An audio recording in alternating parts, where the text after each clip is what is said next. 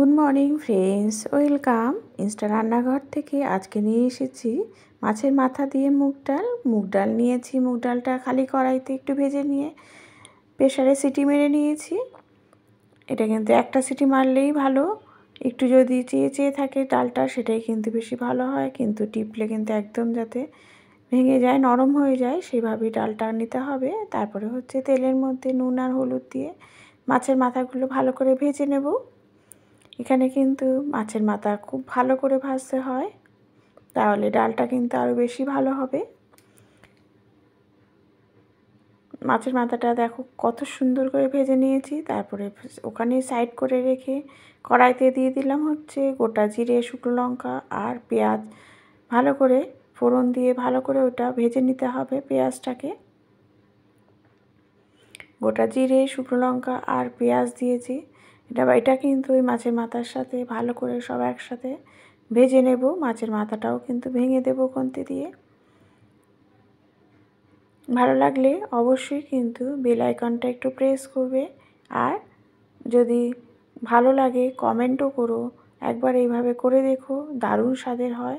সবাই করে, কিন্তু আমি একটু অন্যরকম করছি, তোমরা দেখতে থাকো। মাছের মাথাটা পেঁয়াজ দিয়ে কিন্তু ভালো করে আমি ভেজে নিলাম। তারপরে ডালটাও দিয়ে দিলাম। দেখেছো ডালটা কত সুন্দরভাবে হয়েছে, একদম গলে গেলে কিন্তু ডালটা কিন্তু ভালো লাগবে না খেতে।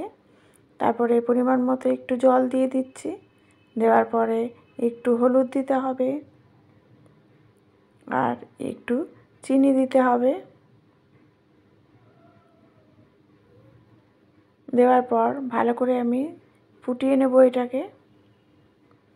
তারপরে লঙ্কা দিয়ে দিলাম, একটা কাঁচা লঙ্কা, দুটো মতো কাঁচা লঙ্কা দিয়েছি। আর এতে কিন্তু আদাও দিতে হবে থেতো করে। আদা কিন্তু মাস্ট এতে, এই সমস্ত ডালে কিন্তু আদা মাছ দিতেই হবে। তারপরে একটু ঘি। আর দেখো, আমি বলেছি একটু নতুন স্বাদের জন্য আমি করেছি হচ্ছে এখানে ভাজা মশলা। আমাদের যে ঘরে রেডি হয়ে থাকে যে জিরের গুঁড়ো, ধনের গুঁড়ো, সেটাকেই চাটুতে একটু ভেজে নেবে, তাহলেই কিন্তু ভাজা মশলা রেডি হয়ে যাবে। আমার রান্না যদি তোমরা দেখতে থাকো তাহলে অনেক নতুন নতুন অনেক কিছু জানতে পারবে, কিভাবে কত সুন্দরভাবে রান্না করা যায় চটজলদি। সেই মশলাটাকে ভেজে নিচ্ছি। দেখো কতক্ষণ ধরে ভেজে নিচ্ছি। এটা একটু যতক্ষণ না ভাজা মশলার গন্ধ বেরোচ্ছে ততক্ষণ কিন্তু এটা নাড়িয়ে যেতে হবে।